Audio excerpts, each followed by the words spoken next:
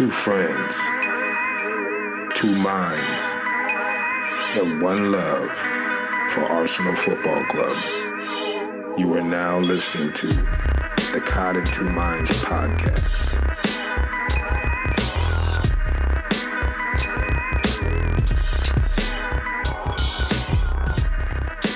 Yeah, big baby. Yeah, what's up? Fried chicken and waffles. Yeah.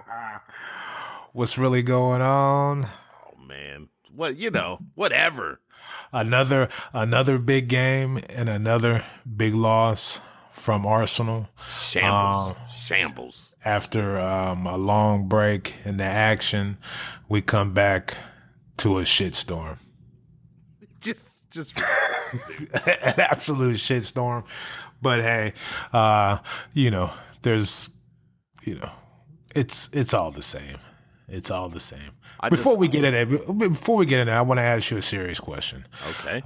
And I want you to, kind of analyze things and just break it down, but just a serious question. Who is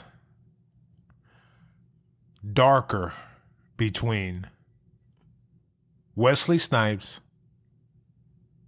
Sadio Mane, and Bakary Sagna? I think it's clear. It's Mane. Mane. See, I thought Mane, but he's got a little brightness to his pigmentation. It's a little shinier. It's not as dull. Oh man, that ain't nothing but Jergens lotion. That's Jergens lotion. If it's me, I'm gonna have to go with it's between Wesley Snipes and Bakary Sagna, and I'm gonna have to go with Sagna. Prince of Darkness. Prince of Darkness. It's a smokier. Yeah. You know what I mean? I'm in Texas, and we smoke brisket. Sagna has a smokiness to his skin tone that it's undeniable to me. That's just me. He does look like the bottom of a barrel smoker, like fresh charred coals in the bottom of a barrel smoker. And that's why he had those braids with the white little beads in it for a while. I can't see you, man. I can't see this motherfucker. Just so he can get some passes out on that wing on the overlap run. Hey, people should look back, too. He never plays on European nights. It's tough. It's tough spotting them. Just a little silliness and a little fun before we get into, the pissing and moaning, the oh my gosh, what's he doing? And by he, I mean Wenger. The biggest talking point of the game would have to be leaving your best player on the bench. You giving him any excuses for that? You gonna help him out a little bit? You got anything to say on that note, Fiddy? Look, I mean, like the only thing that could have worked, follow my trail here. The only thing that could have worked with me for an excuse is be like, hey, we're preparing for the Bayern game, except we got blown out 5-1 by Bayern, and there's no hope in that. So what are you talking about, Wenger? What is it? You coming at me with tactics? Right, you're gonna put your tactic hat on and try to come up with a new plan all of a sudden. It can't. I'm not gonna accept the Bayern thing. He has no excuse. No. I go on and on about Wenger having the Arsenal world by the balls, and he's just doing whatever he wants to do without any repercussions. And this is clearly a case. There's no. He's basically giving everybody the finger, just like whatever. I can do whatever I want because there's no excuse. There's no excuse. If it's because of the Bayern game, then that's dumb. And he's clearly out of touch with things. If it's for Lincoln, I don't even know what division they're in. But that's ridiculous, and he's completely out of touch. And if he's hurt, then he shouldn't have even been able to been on the bench, and he shouldn't have came in the game. So to me, there's no excuse, and his feet have to be held to the fire. I mean, what can he say? This is a huge game. We're competing with these people for the bullshit trophy of top four to get in the Champions League next year, which we can't win. He's never won it. Over 20 years, some of the greatest squads assembled, and we can't get over the hump there. So to me, it's all going downhill. It's just all going down, man. This is what happens. This is what happens when you don't want to change, when you don't want to mix things up, when you're afraid to change, and you give one man all the power in the world. I mean, how many times can we say this? I mean, I don't know. So I was floating around the internet and being reported by The Guardian and what is it? The Monitor is him and Sanchez got into it heavy. I can understand that. They said Wenger got on his case after the Bayern game for his on-pitch antics and the way he's been treating his teammates. And so they said that they've been beefing for like a week now. And midweek practice, Sanchez walked off the field on like a Wednesday or something like that. He had to go feed his dogs, man. I mean, come on. I mean, but the whole funny thing is Arsene Wenger putting his foot down with somebody. With Sanchez? This is who you're going to put your foot down with? Right. You don't have all the jokesters we've had in the past 10 years, and I've never heard you put your foot down with some. Oh, except for Jack Wilshere having a smoke at the club at 2 a.m. Right. But other than that, I mean, come on, man. Just, you're making a statement like I think he already knows Sanchez is gone. He knows. So this is like his way of putting a dig back at Sanchez. Like, I'm gonna bench you for half the game. I mean, well, even that in itself it just shows you that he's completely out of touch. He doesn't know what's going on, and maybe this is a thing where he kind of has lost the locker room. Jeez, my damn phone keeps going off. Yeah, he has. He's lost the locker room. Completely lost the locker room. Out of touch with modern players, and just them being in general pussies. Sensitive. He's completely lost touch. The game kicks off and you read the team sheet and you're already like, oh, okay, here we go. This is going to be a mess. But even before you read the team sheet, you're already thinking like, wow, we can get turned over. You just don't know what to expect from this team. They're clearly not playing for him. And shittiest performance of the day has to go to somebody who I've defended in the past, but I mean, I can't do it anymore. To me, Coquelin, the cock, looks like we can't even call him a cock anymore. He's just soft, flaccid penis, like nothing going on in the midfield, losing the ball.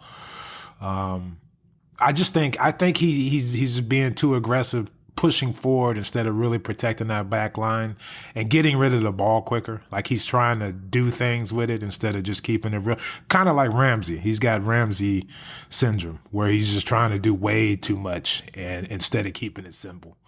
Yeah.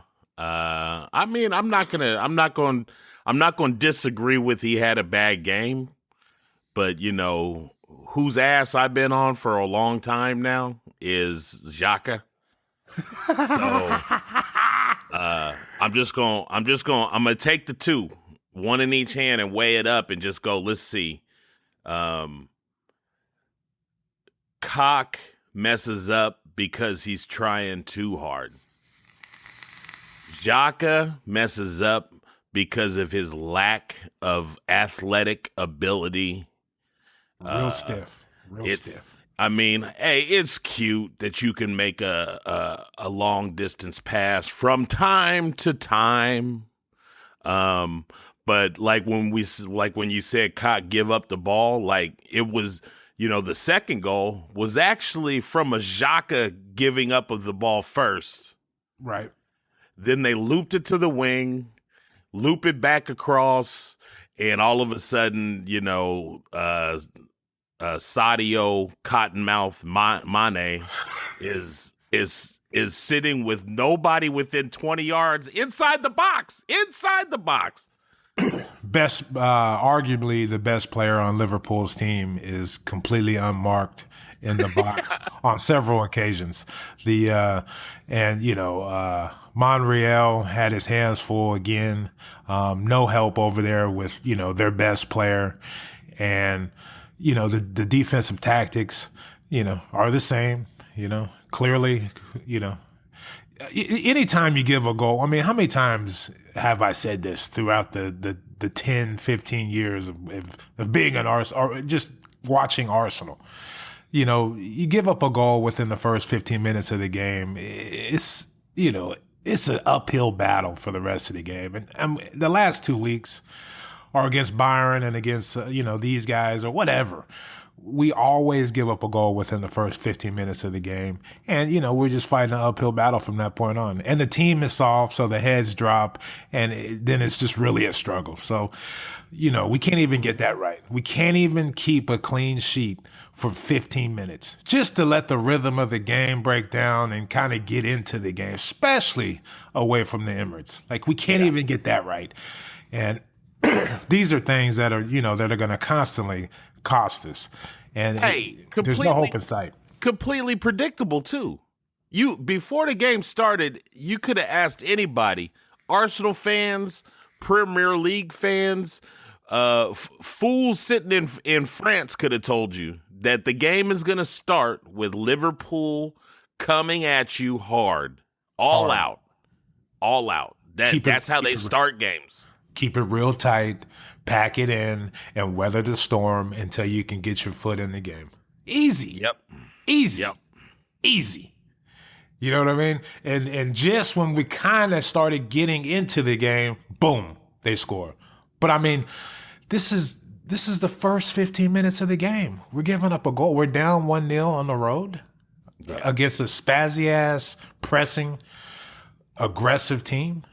Come on, dude. This is it's getting to the point now where it's just there's just no hope in sight from the top to the bottom. Can't. It's a disarray of players. I even got to the point where I started questioning, where I'm starting to question like how good are most of our players?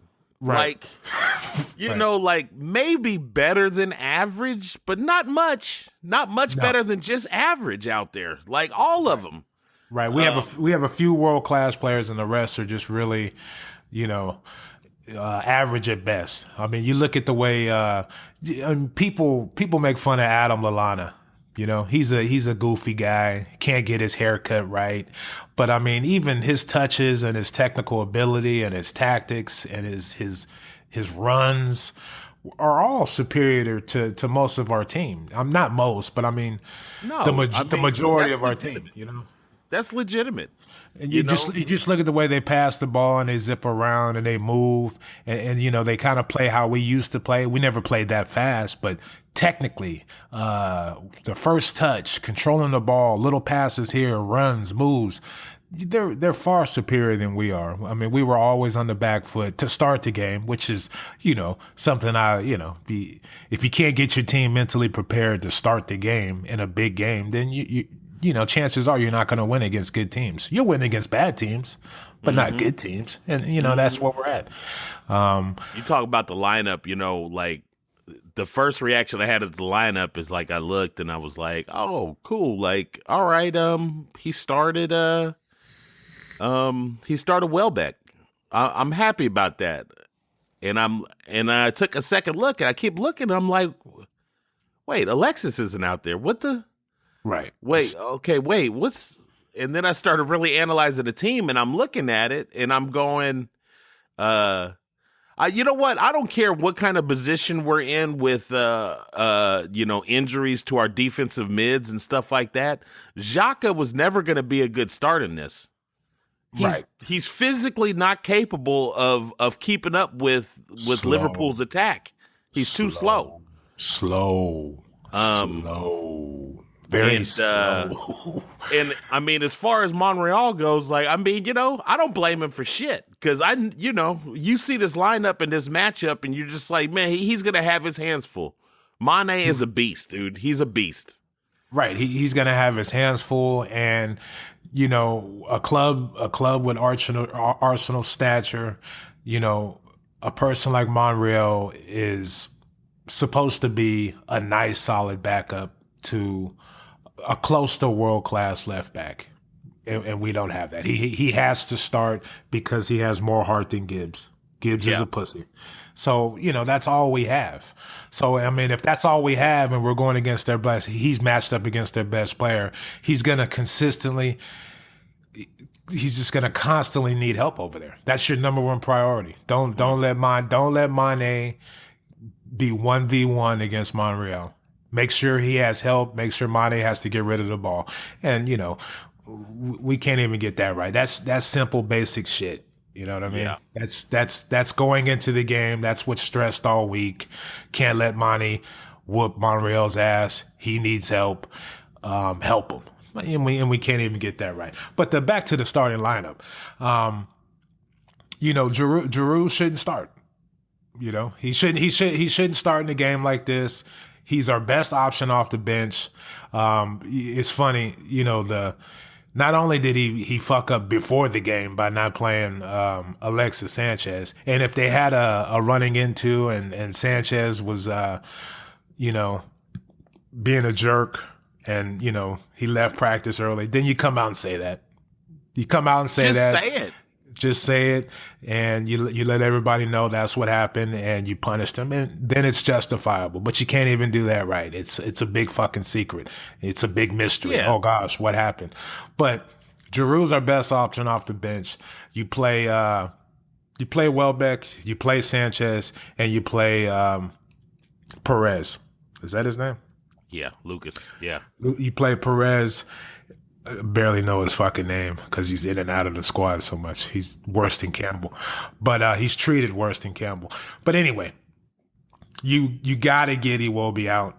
He's a young kid, and you're leaving him out there to hang himself. Like it's just, it's getting to the point right now where it's too much for him. He's out of form. He's a kid. You don't want to ruin his confidence, and you have somebody who can play his position, who's in a bit of form. So that's obvious, Yeah. What's the justification for constantly playing Iwobi over Perez when Iwobi's out of form and he's a child? Well, Exactly. there's no justification. You play those three and you stay in the game. We have a better run at it. And if we need a goal late, who do you bring in? Super sub extraordinaire Olivier Giroud. So during the game, we finally get back in it. He makes the change. He brings in Sanchez. And about 15 minutes later, he takes out all our size. Everybody. Yeah, he takes out Welbeck, who may have looked a little tired, but he hasn't been playing a lot lately. And you take out Giroud. And then you bring in, so you know what I mean? Giroud was already We're at the point where we're a team at the point that can honestly say, hey, there's nothing to lose. There's nothing to lose anymore. So even if Welbeck is looking a little tired, it don't matter, dude. Leave him out there. He scored a great goal. Yeah. He scored a great goal. Your little bullshit comment about it was tactical reasons. I wanted two guys that were good in the air, and then you take them both out when you bring somebody in that could actually loft them balls that in the air to them. Right. Like none of it makes sense. Arsene Wenger, none of it. That, to me, that was a huge mistake. You got to leave one of them in, and preferably you would want to leave in Giroud because he's known to score a goal late, and help us out in that situation. So just an all around, I mean, we can go on and on and on about it, but I mean, the results speak for themselves. The decisions speak for themselves. And, he just running out of excuses. But the worst part about it is we have a board that doesn't know anything about football, and they count on Wenger for every major decision with the club. And, this guy won't even commit to extending his contract because, I mean, I want to see him go, but I want to have, I want to see a contingency plan in place. I want them to plan it out and have an idea, so we're not like Man United for the next 5 or 6 years when he's gone. But we can't trust him for that.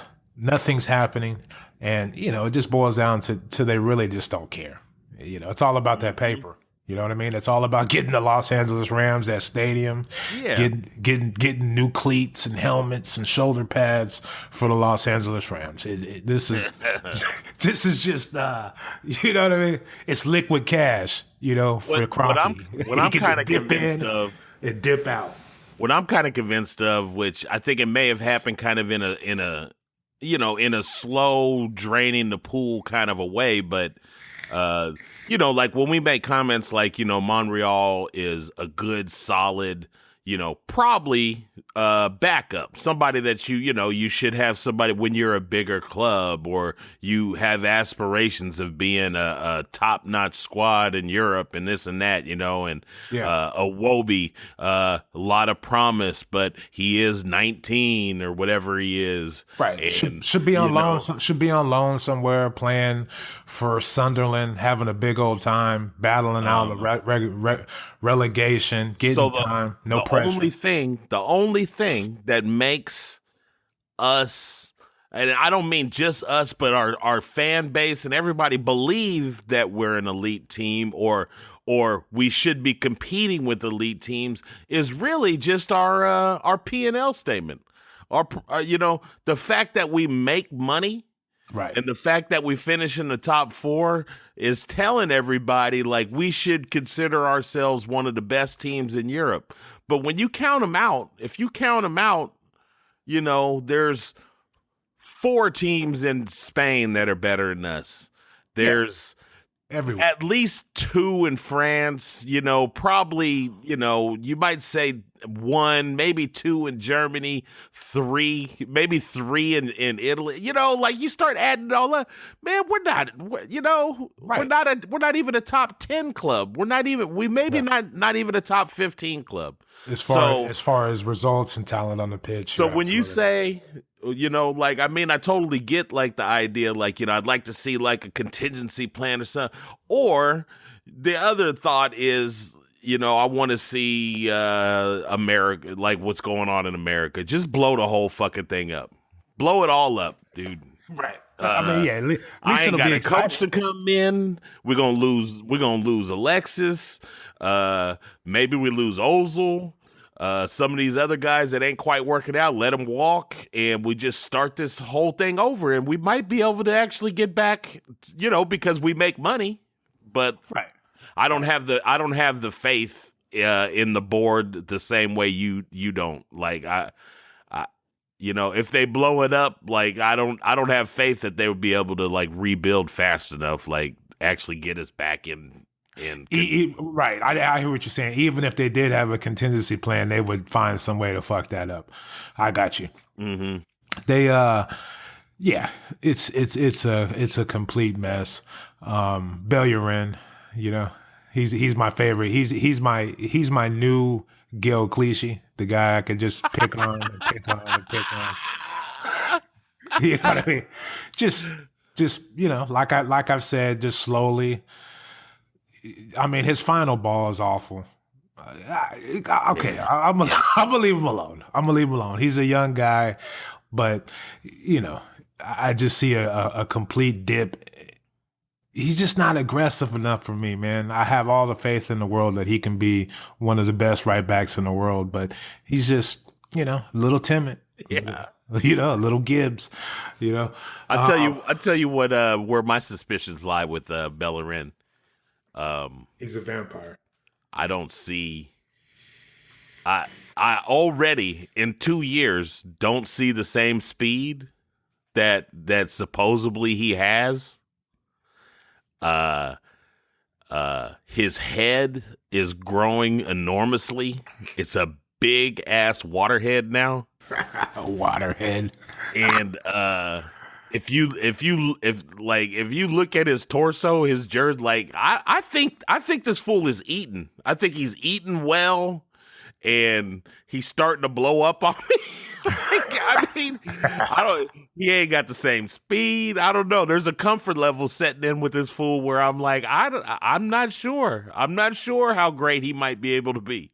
I think he'll be great. If he leaves Arsenal, like if he goes to a different team, he'll be world class.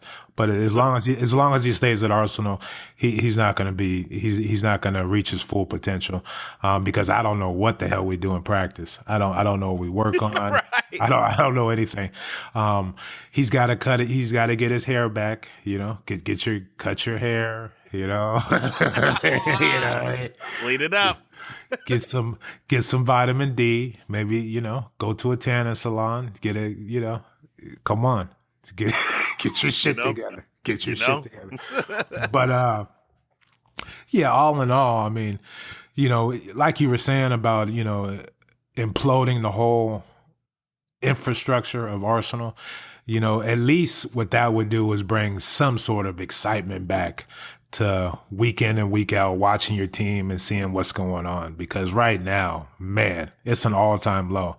I'm just so unenthused about the state of the team. And when we play, it just, really, you know what I mean? It intensifies that. It's just like, wow, this is pitiful.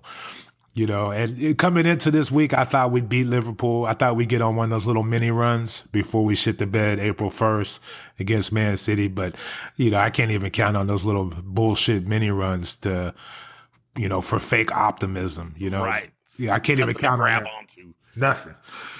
So, it's looking really bad. It's looking really bad for Arsenal. And to me, there's really no hope in sight. I don't know what to do. I don't know. I don't know what else to say.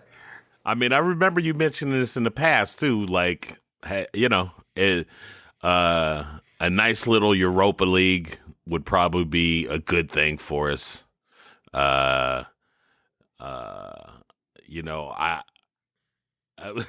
Interesting, and I don't put a lot of weight in these articles that come online that you pick up on and blah, blah, blah, because you never fucking, it's like 30% of the things that you catch online like that actually come true. Right. But, PSG is going to pay Alexis $300,000 a week to come play for them. They're the favorites. And the last line of the article says that Wenger has already agreed on terms for a 2-year extension with Arsenal, but he just hasn't signed the paper yet. So I don't know what the fuck all that means, but right. He does what he wants. A Europa League appearance might not be enough to get Wenger out of here. Like, you know what I mean? Like, right. He's not gonna leave. He's not gonna. He. Like I said, he's got the Arsenal world by the balls, and he ain't letting go. He is not letting go without a fight. And it's a shame because this is a great example of what ego and stubbornness can. This is exactly how people. This is what getting old means. Like, you're not willing to try. This is, you know what I mean? This is a perfect example of what getting old is what he's doing. Why do you have to wait till the end of the season to sign your contract? Why does it have to be a secret? Yeah. Why? Do you realize what you're doing to the club you say you love? By leaving, I mean, you're basically putting it in limbo. You've handcuffed everybody. We can't make any decisions until we know who is going to be the manager of the club.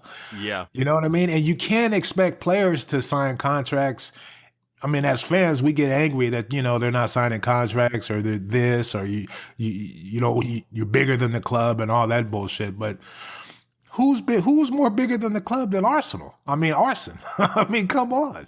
Right. It's ridiculous. I mean, it's a shame. It's a shame because we want them to sign. We want them to sign, but what if we find out Wenger's out and Harry Redknapp's coming in? I mean, come on, Fiddy. A player would lose his fucking mind. A player would be like, "I'm not playing for Harry Redknapp. Right? Man, I'm out of here. Cancel my contract." Yeah. I mean, and that's pretty much what Ozil said about a month ago. I don't. If he stays, I'll stay. You know what I mean? He put it back on Wenger. I love him. I love him for that. And but I mean, we can't even get a decision on that. Oh, you brought up a name. Okay, so I have to address this. Wesley Snipes. Just playing going. Mesut Ozil. Man, fix your immune system or something, dude. What the fuck is wrong with you?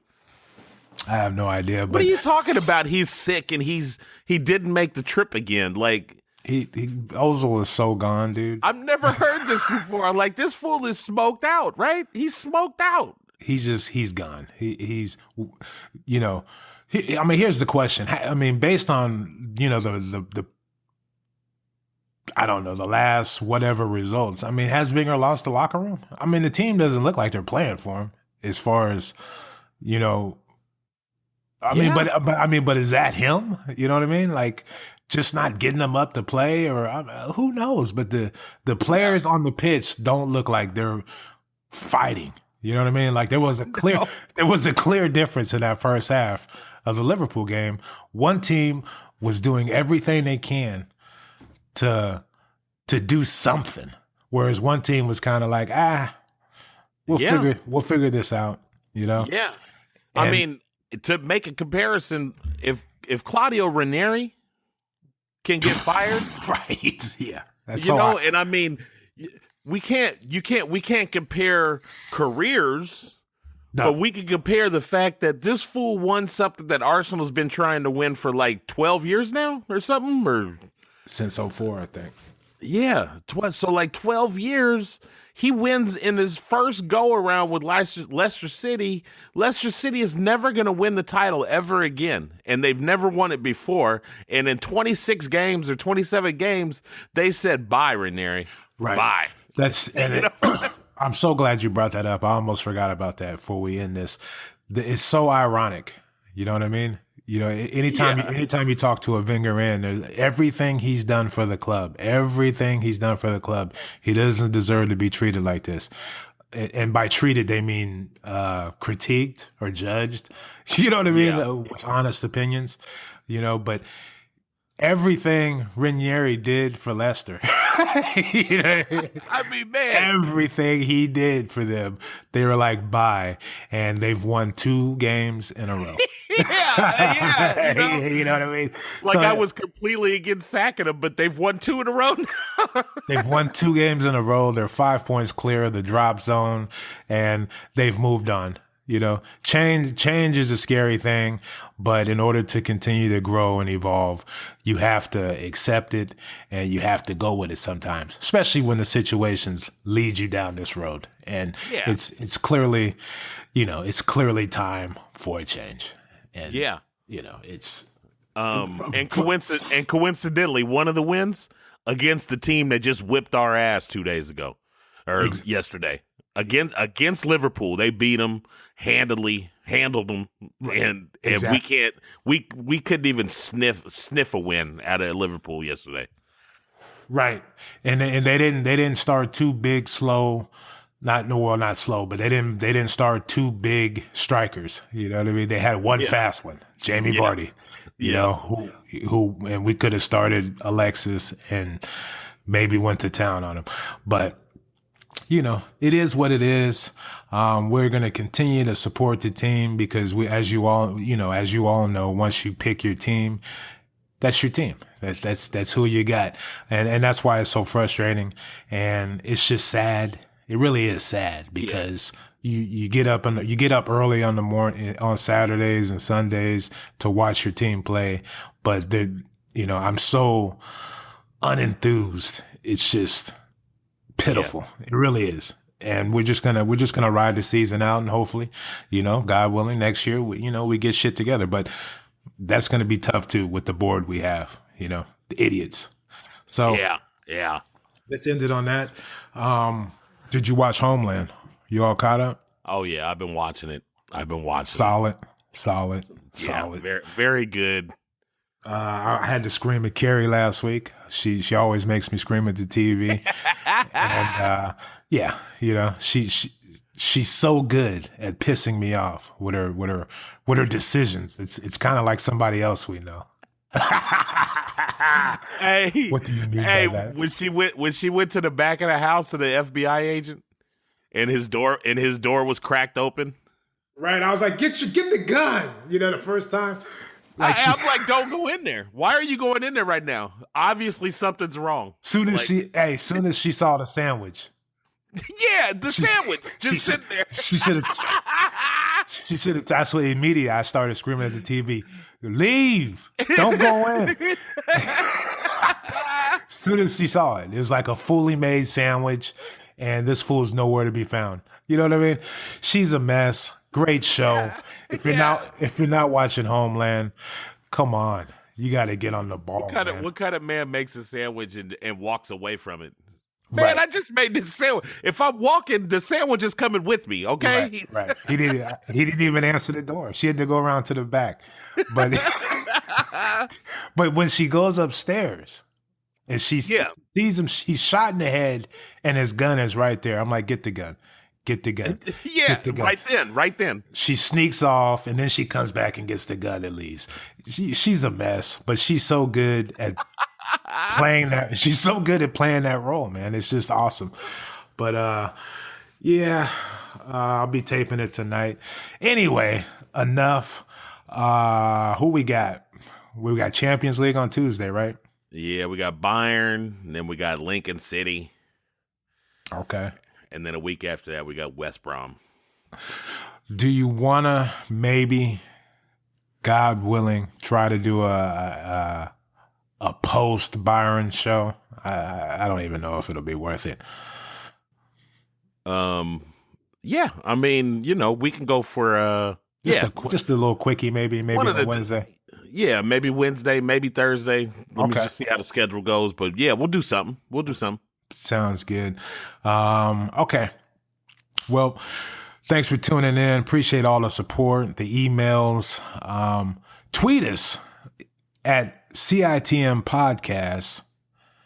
Who's darker between Wesley Snipes, Sadio Mane, and Bakary Sagna? I say Sagna. Fiddy says Mane. Give us your vote. We really want to know who that is, so that I can put an end to this controversy. Who is the Prince of Darkness? Prince of Darkness. Anyway, like I said, thanks for tuning in to the podcast. Thanks for all your support. You can reach us at Gmail. Look at me, just blowing it. CITM Podcast at Gmail, on Twitter at CITM Podcast. You can follow me, E. Marshall, at E. Marshall, EMARSHO. And go ahead, Fiddy. And I'm at Gooner Rush, at Gooner Rush. You can hit me there. Like I've been trying to bait y'all. Tell me I'm an idiot. Tell me to get off Wenger's back. Whatever you want to say, I'm here. I don't take it personal. I don't. Yeah, come on. Let's do it. And that's going to do it. Oh, go to iTunes, subscribe, rate, and review. We're also on SoundCloud, Caught in Two Minds. We're pretty much everywhere. Just, support the show. And thank you very much. Oh, get off the sidelines. Quit talking shit. Quit making funny-ass comments. Quit judging people who try to create contact, and get out and do it yourself. I want to sit on the sidelines and make fun of people. I'm in the game. I'm in the game. I'm in the game. I'm starting. You know what I mean? I'm at left back. I'm starting. I'm doing my thing. So until you can say that, piss off.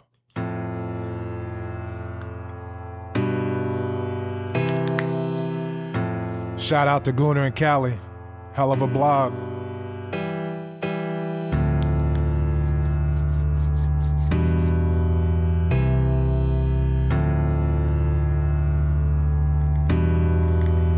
Thank you guys for tuning in to Caught in Two Minds. Please head on over to iTunes and subscribe, rate, and review the show. All feedback is much appreciated. If you would like to contact the show, drop us an email at citmpodcast@gmail.com. And be sure to follow us on Twitter at CITMPodcast, at Gooner Rush, and at eMarshall. That's EMARSHO. The music in this podcast has been provided by Statics. If you like what you hear, be sure to check them out at staticsentertainment.com and follow them on Twitter and Instagram at Statics Music. That's STATX Music. Peace.